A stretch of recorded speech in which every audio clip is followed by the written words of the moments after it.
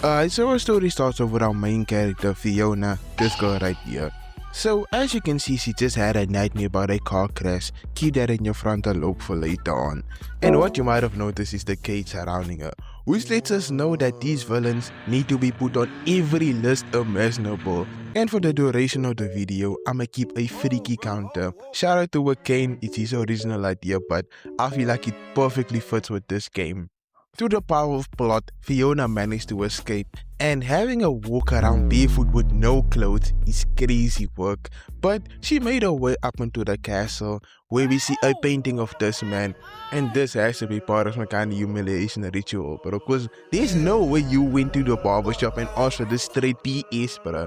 And appearing behind Fiona like she was the pet was Daniela, an important character who serves as the maid of the castle. So she tells Fiona that her clothes are on the bed, but that wasn't important. Fiona asked her, yo, where am I? Why am I even here? And why do y'all have a painting of Cecil on the wall? But this is the only answer she received. Yes, Master. We will keep her here for a while. I will make sure she stays comfortable. Seeing that she was no help, Fiona changed into the shoes. And before we move on, the ultra miniskirt with the Arthur Morgan ones is nefarious work, bro.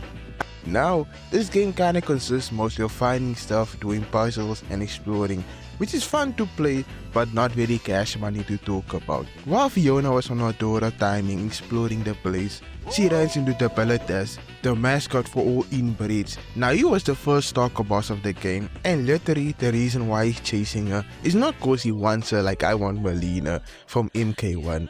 Brothers and sisters, she is so fine, like I need it. And it's such a damn shame, bro. A damn shame that she's not real. Back to the story. He sees her as a giant dog because his underdeveloped brain thinks she's one. Now I don't blame him for that. I blame his creator. And don't worry, we'll meet him soon. Fiona ran back into her room and hid under the bed until he went searching for her outside. Now with no one chasing her, she explores the castle even further, and the sound of a piano was calling her like a siren. And I wish she did not do that.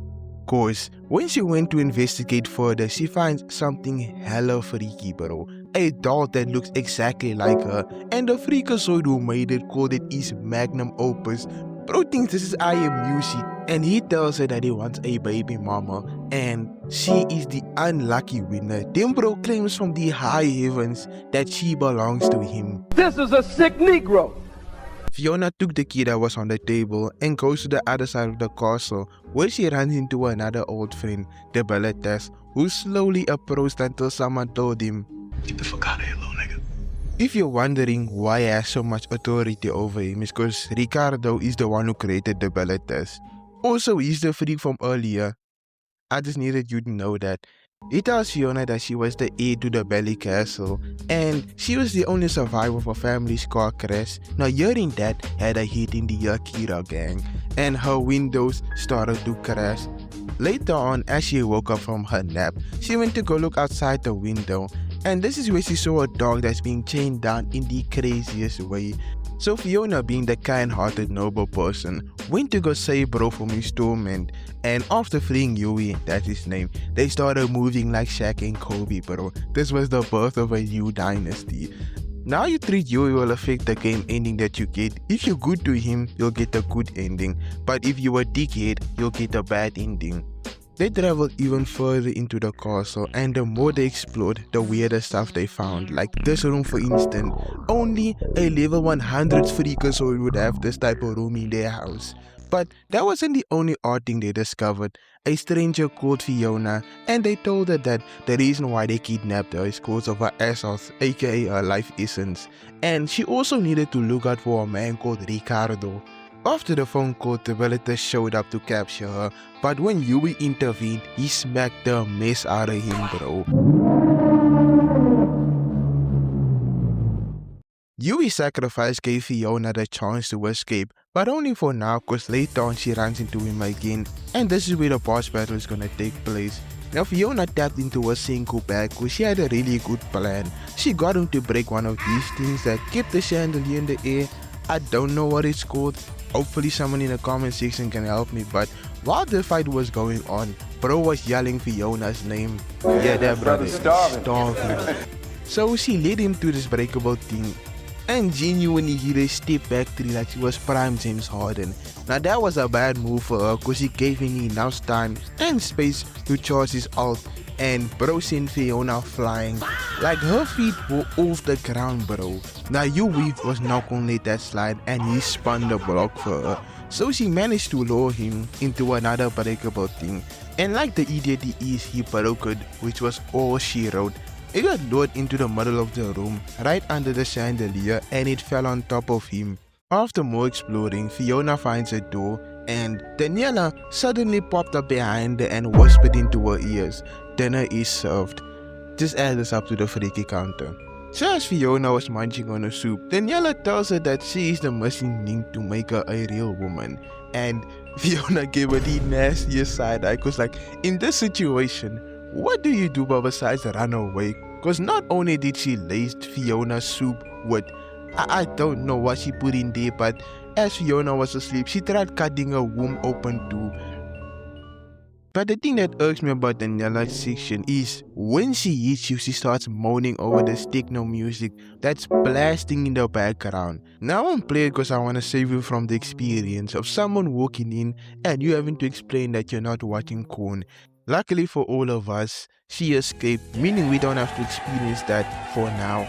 And next time we see Fiona, she's in the estate's garden and something on the ground caught her eye.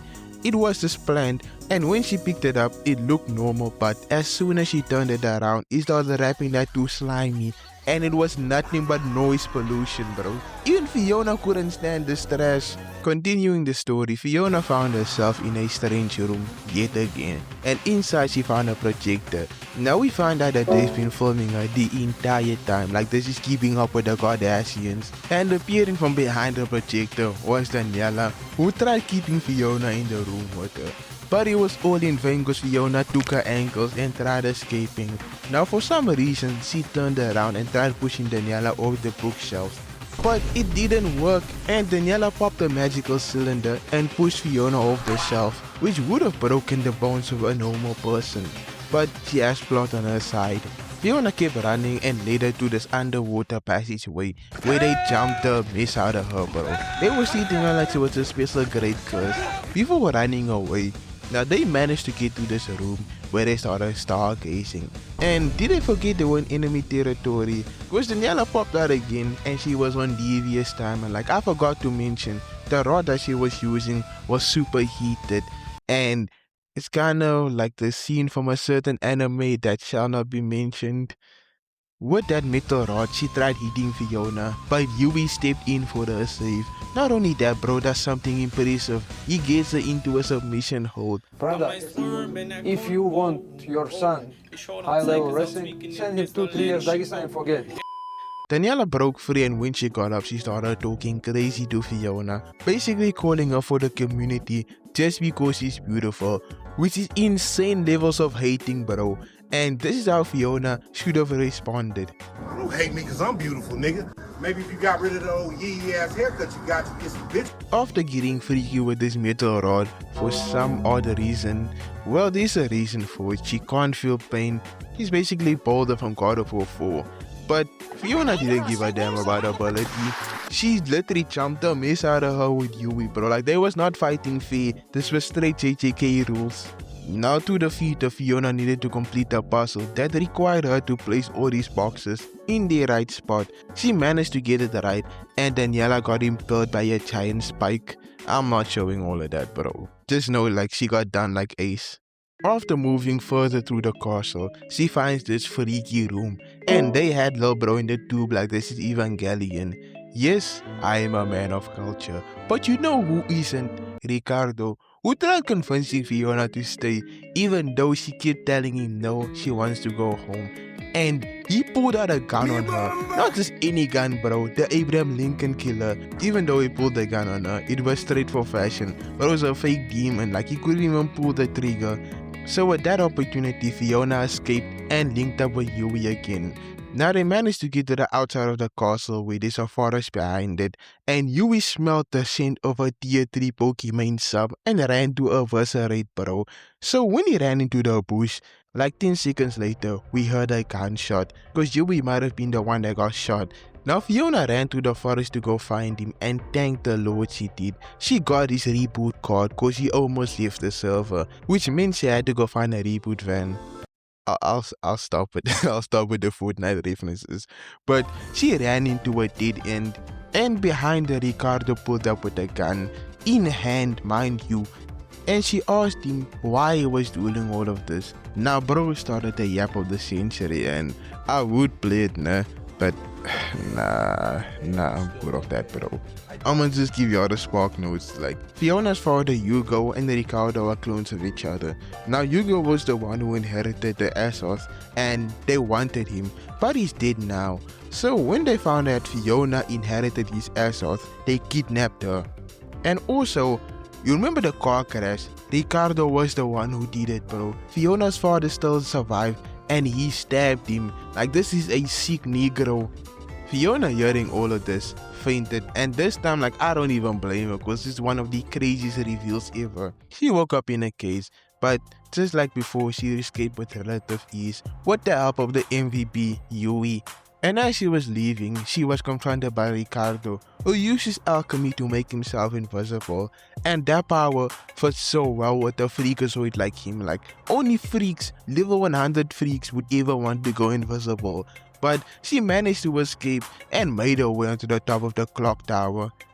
I think it's a water tower, I am so wrong, but anyways, after activating the breach, Ricardo followed her and showed up again.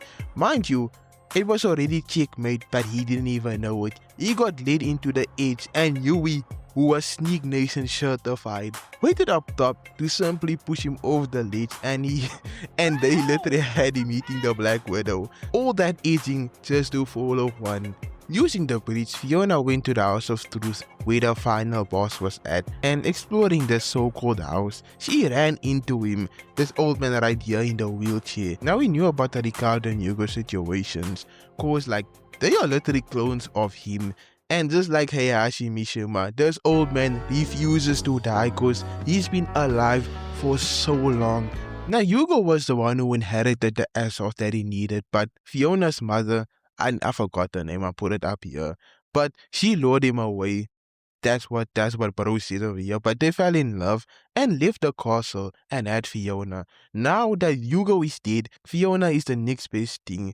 And he chased her in a wheelchair, and it should not be as funny as it is, bro. Like, I sometimes forget this is a horror game. But she led him to a room full with explosives where she bombs him, but it didn't work. Bro got crushed in his own contraption and it still didn't even work. Literally, he came back looking even younger using the Azoth, but this state was only temporary. He still needed the Azoth from Fiona. She ran into where the final fight was gonna take place, and the main goal of the fight is to get him to stand in front of the lava pit that he had in his house. Where do you even buy a lava pit from? Like, do they sell it on Shein? Bro, am I too broke to understand this? Like, I don't even know. But after getting him into the perfect position, they push him into the lava. And if you think it couldn't get any weirder, the whole estate started shaking, bro. You would have thought Rodwave was walking by. And as Fiona was making her escape, Lorenzo, who should be dead as hell, popped up like the human cockroach that he is. Bro was suddenly cosplaying as the Human Torch. Now he finally passed away, which means Fiona finally made it out of Diddy Mansion. And this is the end of the game. Now ending B is kinda similar to ending A, but without the abilities. Ending C is where you spare the abilities and he hands you a key. Now Fiona goes to go find the other key in the house and escapes the castle even earlier. Ending D is the bad ending and is only triggered if you were a dickhead to Yui the entire game. Now she never gets saved by him and ends up losing her mind, and also bears Ricardo's child. Honestly, I left out a lot of stuff and I didn't want to talk about the lore because I feel like that's not the type of person I am. But I enjoy talking about horror game stories and all of that. I think I'm gonna start doing this from now on because like everyone does animated movies and movies, so like that whole space is saturated, but I'ma just do this because I really enjoy it. But with that being said, just in case you never hear from me again, good morning, good afternoon, and good night.